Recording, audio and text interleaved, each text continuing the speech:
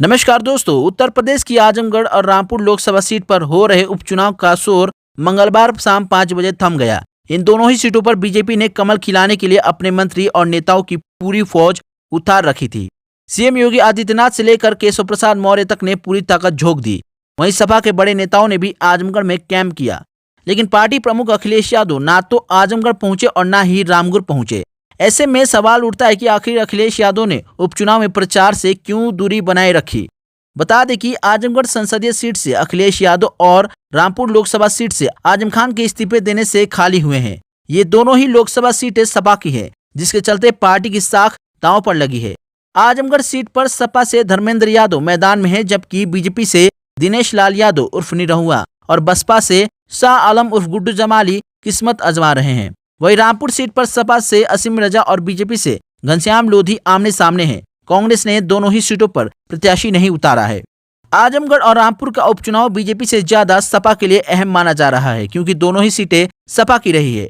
आजमगढ़ का इलाका सपा का गढ़ माना जाता है और अखिलेश यादव के इस्तीफे देने के बाद लोकसभा चुनाव हो रहे हैं।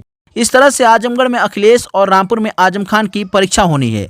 इतना ही नहीं, सपा के यादव नेताओं को बीजेपी अपने साथ मिलाकर आजमगढ़ में धर्मेंद्र यादव के खिलाफ जबरदस्त चक्रव्यूह रचा है। इसके बावजूद अखिलेश यादव ने ना ही आजमगढ़ और ना ही रामपुर में चुनाव प्रचार के लिए उतरे, जिसे लेकर बीजेपी भी सवाल खड़े करने लगी।